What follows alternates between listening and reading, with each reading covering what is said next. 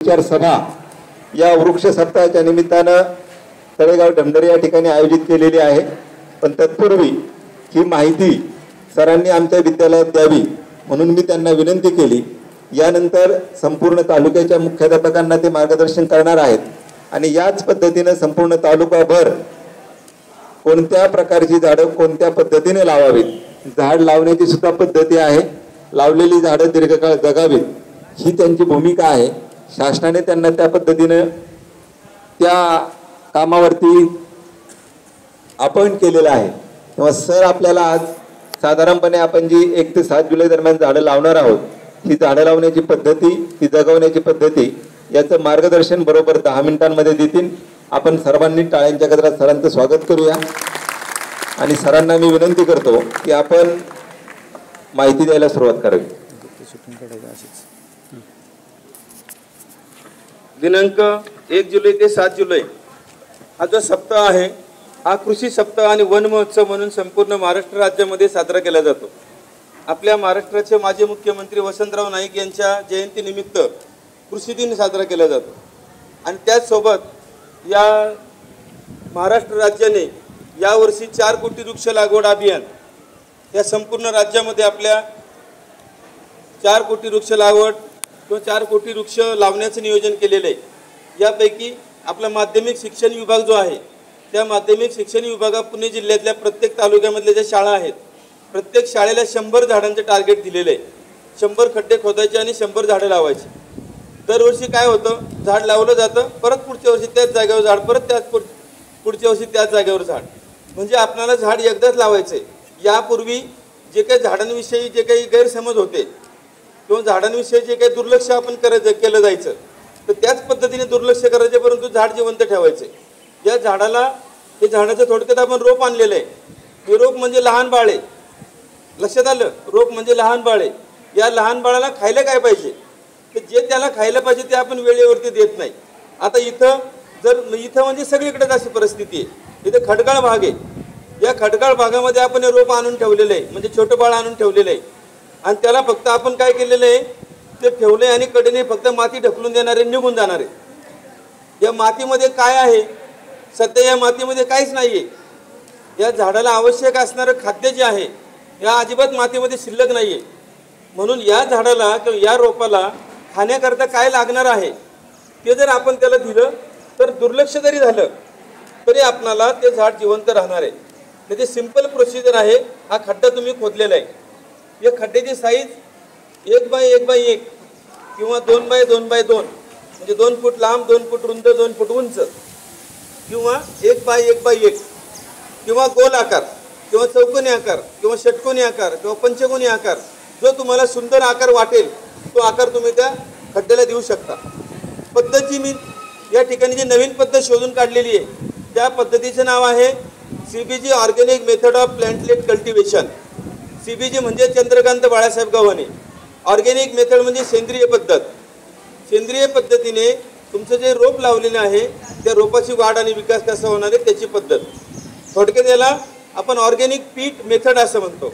Organic पीट म्हणजे काय, पीट म्हणजे खड्डा आणि ऑर्गॅनिक म्हणजे सेंद्रिय। हा खड्डा आपण सेंद्रिय पद्धतीने तयार करणार आहोत आणि या खड्ड्यामध्ये सेंद्रिय पदार्थ भरणार आहोत आणि मग त्याच्यानंतर त्या झाडाची वाढ आणि विकास होणार आहे। सगळ्यात सुरुवातीला खड्डा तुम्ही खोदलेला आहे। या खड्ड्याच्या तळाला आपल्या चुलीची जी राख असते, लाकूड जाळल्यानंतर जी राख तयार होते त्याच्यामध्ये फॉस्फेट नावाचे घटक असतात। या फॉस्फेटचा उपयोग काय होतो तर मुळांची वाढ आणि विकास होण्याकरता फॉस्फेटचा उपयोग होतो। म्हणून 1 किलो राख 10 लिटर पाण्यामध्ये मिसळायची, 1 किलो राख 10 लिटर पाण्यात मिसळायची आणि ते तयार झालेले जे द्रावण आहे ते आपल्या झारीमध्ये भरायचं, आणि त्याचं 1 लिटर पाणी, राखेचं पाणी म्हणजे फॉस्फेट विथ लिक्विड कंडिशन या तळाला मारायचं। म्हणजे मुळं कुठं असणार आहेत, आपल्या ह्या तळामध्ये जाणार आहेत, म्हणून तिथं मुळांना फॉस्फेट उपलब्ध होण्याकरता राख त्याचं पाणी मारायचं। आता दुसरा थर जो आहे, आपल्या ही जी पानं पडतात, जे पालापाचोळा वाळलेला असतो, हा वाळलेल्या पालापाचोळ्याचा दुसरा थर द्यायचा, साधारणपणे 2 इंच रुंदीचा। आता तुमचा खड्डा साधारणपणे 9 इंच खोलीचा खड्डा आहे, 1 बाय 1 बाय 1 नाही आहे किंवा 9 बाय साधारणपणे 9 इंच खोलीचा खड्डा आहे, तरी पण आपलं झाड आपण जिवंत ठेवणार आहोत। दुसरा जो थर आहे त्याच्यावरती पालापाचोळा, हे जे आपल्या जी काही झाडं आहेत ही, त्या झाडांची वाळलेली पानं, गवत, त्यानंतर हे जे हरळ कापलेली असते ती वाळलेली हरळ, याचा पहिला थर द्यायचा. पुढं राखेच्या थरावरती तो पालापाचोळा जो आहे तो पालापाचोळा कुजल्यानंतर त्या ठिकाणी कंपोस्ट खत तयार होतं. त्याच्यानंतर वरचा जो थर आहे पालापाचोळ्याच्या वरचा, तिथं आपण वर्मी कंपोस्ट म्हणजे गांडूळ खत टाकणार आहोत. आता साधारणपणे गांडूळ खत आपल्याला किती टाकायचं आहे, तर साधारणपणे एक 500 ग्रॅम किंवा 300 ते 500 ग्रॅमच्या दरम्यान आपण तिथं गांडूळ खत टाकणार आहोत त्या वरच्या थरावरती पालापाचोळ्याच्या. ते का टाकायचं, तर गांडूळ खत असं अन्नद्रव्य आहे वनस्पतींचं, की वनस्पतींची संपूर्ण वाढ आणि विकास होण्याकरता 16 एलिमेंटची गरज असते. 16 मूलद्रव्ये असतात. या 16 मूलद्रव्ये जेव्हा वनस्पतीला मिळतात तेव्हा वनस्पतीची वाढ परिपूर्ण होते. जसा आपला जो संतुलित आहार असतो, माणसाचा संतुलित आहार वेगळा, वनस्पतींचा संतुलित आहार वेगळा. वनस्पतीला जेव्हा आपण संतुलित आहार देतो त्यावेळेस वनस्पतींची संपूर्णपणे 100% वाढ झालेली असते. आता गांडूळ खत आपलं साधारणपणे 300 ते 500 ग्रॅम देणार आहोत. ते थरावरती टाकायचं पालापाचोळ्यावरती. गांडूळ खतामध्ये गांडुळांची अंडी असतात, अंड्याची पिल्लं तयार होतात, पिल्ल्याची तरुण गांडूळ तयार होतात आणि तरुणांची थोडक्यात मॅच्युअर किंवा परिपक्व गांडूळ तयार होतात. ह्या कालावधीला साधारणपणे 2.5 महिने लागतात. आज समजा 1 जुलै आहे असं आपण गृहीत धरू.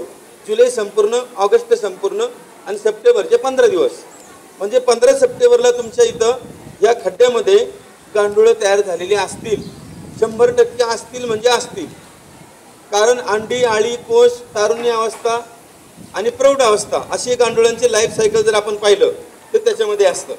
आता गांडुळांचं खाद्य काय आहे किंवा अंड्याचं खाद्य काय आहे, पिल्लांचं खाद्य काय आहे, तर पालापाचोळा. वाळलेला पालापाचोळा आपण एका बाजूला कुठेतरी उकरड्यावरती टाकतो, तिथं न टाकता तो पालापाचोळा इथं आला पाहिजे. त्याच्यावरती आता आपण गांडूळ खत टाकलं, त्याच्यावरती परत जो थर येईल तो पालापाचोळ्याचा थर येईल. त्याच्यानंतर पुढचा जो थर येईल तो देशी गाईचं शेण. देशी गाई म्हणजे कोणत्या, महाराष्ट्रामधली देशी गाईचं नावं सांगा 1-2. खिलारी गाई. खिलारी बैल माहिती आहे, बैलगाड्यांची शर्यत असते आपल्याकडे, पांढऱ्या कलरची बैल पळतात पहा, त्याला खिलारी बैल म्हणतात. आणि खिलारी बैलांना जन्म देणाऱ्या ज्या गायी आहेत त्यांना खिलार व्हरायटी, आपल्या महाराष्ट्राची जी शान आहे खिलारी गाई. मग खिलारी गाईचं जे शेण आहे त्याला देशी गाईचे शेण म्हणतो. त्या शेणाचा वापर साधारणपणे कुजलेले शेण किंवा वाळलेले शेण जे आहे त्याचा पुढचा थर मारायचा. कारण का, तर गांडुळाचं अन्न शेण सुद्धा आहे. लक्षात आलं. देशी गाईच्या शेणामध्ये उपयुक्त जीवाणू तयार करण्याची क्षमता सगळ्यात जास्त असते. त्याच्या अपोजिट ज्या जर्सी गाई आहेत त्यांचं शेण वापरायचं नाही, कारण त्याच्यामध्ये हार्मफुल बॅक्टेरिया किंवा हार्मफुल जे प्रकारचे जीवाणू असतात त्यांचं प्रमाण त्याच्यात जास्त असतं. म्हणून देशी गाईच्या शेणाचं जे वरचा थर आहे तो त्याच्यावरती द्यायचा. आता देशी गाईच्या शेणाचा थर दिल्यावर पुढं परत पालापाचोळ्याचा थर येईल आणि पालापाचोळ्याचा थर आल्यानंतर सगळ्यात शेवटी देशी गाईचं गोमूत्र जे आहे त्या देशी गाईच्या गोमूत्रामध्ये नायट्रोजन असतो. परत ते 1 लिटर गोमूत्र घ्यायचं आणि 10 लिटर पाण्यामध्ये मिसळायचं आणि 1 लिटर पाणी परत त्या वरच्या थरावरती मारायचं, म्हणजे कुजण्याची प्रक्रिया त्या ठिकाणी चालू होते. आणि मग या पालापाचोळ्यावरती सगळ्यात वरचा जो थर आहे त्या साईडने जी माती लावलेली आहे परत 6 इंचाचा थर याला साईडने राऊंड करायचा. आणि हे रोप जे आहे, आता हे रोप या ठिकाणी आपल्याला दिसतंय, हे करंज नावाचा वृक्ष आहे. आता करंज वृक्ष म्हणजे काय, याला आपण दूध देणार किंवा डिझेल देणारी गाय असं मी याचं नाव दिलेलं आहे. डिझेल देणारी गाय. आता गाय कधी डिझेल देत नाही, गाय दूध देते, परंतु हे झाड आपल्याला डिझेल देतं. आता तुम्ही म्हणा ह्याच्यापासून कसं काय डिझेल काढायचं, ह्याला तर पानं फुलं किंवा पानं फुलं काही दिसत नाही, फक्त पानं दिसतात. हे झाड ज्या वेळेस 4 वर्षाचं होतं इतक्या उंचीचं आणि 4 वर्षानंतर त्याला फळं आणि फुलं येतात आणि मग त्याच्या ज्या बिया असतात, शेंगदाण्याच्या कशा बिया असतात तशा पद्धतीने ह्याच्या बिया असतात. त्याचं तेल काढलं जातं, तेलावरती प्रक्रिया केली जाते आणि त्याच्यापासून डिझेल आणि ग्लिसरीन तयार केलं जातं. इतकं सुंदर झाड या ठिकाणी आपण या करंजाचे झाड किंवा करंज कल्टिवेशन आपण या ठिकाणी याला नाव दिलेलं आहे. भविष्यामध्ये आपल्याला जैवइंधनावरती अवलंबून राहायचं आहे. हे डिझेल पेट्रोल सगळं संपणार आहे. नॉन रिन्युएबल एनर्जी रिसोर्सेस जे आहेत त्या ठिकाणी संपणार आहेत, रिन्युएबल आपल्याला वापरायचे आहेत. म्हणून जैवइंधन देणारे हे करंजाचे झाड जे आहे ते प्रत्येकाने आपापल्या घरी लावायची आहेत आणि शाळेमध्ये जी झाडं लावलेली आहेत त्याची विकास आणि वाढ करायची आहे. 4 वर्षानंतर याला फळं बिये येतील. यांची किंमत जर आपण आज व्हॅल्युएशन काढलं तर 20 रुपये किलो या करंजाच्या बियांची किंमत आहे. आपल्याला घरच्या लोकांकडून जाणे येण्याकरता, रोजचा खर्च खाण्याकरता, वडापाव खाण्याकरता, नाश्ता करण्याकरता पैसे लागतात का नाही? घरचे लोक आपल्याला पैसे म्हणतात, या आज 10 रुपयेच घे, उद्या 500 रुपये घे, मग 3 रुपये घे. म्हणजे आपल्याला घरचे लोक पैसे देत नाहीत, तो द्यायला कानकूस करतात. जर आपण ह्या झाडांच्या खाली बिया जर पडल्या आणि मोकळ्या वेळेमध्ये जर त्या गोळा केल्या आणि बाजारात विकले तर पैसे आपल्याला मिळतील. म्हणजे थोडक्यात प्रत्येक विद्यार्थ्यांनी करंजाचं झाड लावायचं. घरी लावा, शेतात लावा, शाळेत लावा, कुठे पण लावा. तुम्हाला जर स्वतःच्या पायावरती उभं राहायचं असेल तर आपल्याला असं काहीतरी नियोजन केलं पाहिजे की या पद्धतीने करंजाची झाडांची लागवड आणि विकास आपण केला पाहिजे. या ठिकाणी आता फक्त ही प्रोसिजर सांगितलेली आहे. आपण ही प्रोसिजर मी तुम्हाला सांगितलेली आहे. परत एकदा सगळ्यात तळाला राखेचं पाणी मारायचं, त्याच्यावरती पालापाचोळ्याचं थर, त्याच्यावरती गांडूळ खताचं थर, त्याच्यावरती पालापाचोळ्याचं थर, त्याच्यावरती देशी गाईचं वाळलेले शेण किंवा कुजलेले शेणाचे थर, त्याच्यावरती परत पालापाचोळा, त्याच्यावरती पालापाचोळ्याच्यावर आता शेवटी काय आलं, देशी गाईचं गोमूत्र आणि मधोमध हे रोप लावायचे. आणि रोप लावत असताना पिशवी फोडायची नाही. पिशवी फोडायची नाही. साईडच्या बाजूनी त्याला काय करायचं, खिळ्याने होल पाडायचे. खालच्या बाजूनी साईडने इकडून तिकडून त्याला होल पाडायचे. कारण जर आपण याचं हे पिशवी फोडली तर याच्यामधली जी सॉईल आहे, सॉईल आणि रूट यांचं रिलेशनशिप संपतं. सॉईल बाजूला पडते, मुळं उघडी पडतात आणि परत ते सॉईल आणि रूट यांचं रिलेशन तयार व्हायला परत 2 महिने जातात, 3 महिने जातात. म्हणून ही अजिबात पिशवी फोडायची नाही. मुळांची वाढ होते आम्हाला माहिती आहे, सर्वांना माहिती आहे. मुळं त्यांच्या वाढीचा मार्ग स्वतः काढतात, स्वतः निवडतात, स्वतः मार्ग तयार करतात. या पिशवीला तुम्ही एक जरी होल पाडलं नाही तर हे मूळ काय करतं, या पिशवीला होल पाडून खाली येतं. त्याच्यामुळे तुम्ही मुळाची काळजी करण्याची कारण नाही.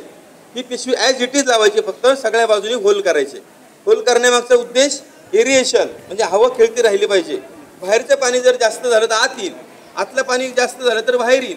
याच्याकरता या पिशवीला सगळ्या बाजूनी होल पाडायचे. लक्षात आलं लावण्याची पद्धत. आता एका कोणत्या पण विद्यार्थ्याने मी जे प्रोसिजर सांगितलेली आहे ते प्रोसिजर कोण सांगू शकतो, कशा पद्धतीने झाड लावायचं? थोडं 5 मिनिटं विचार करा, नंतर सांगा.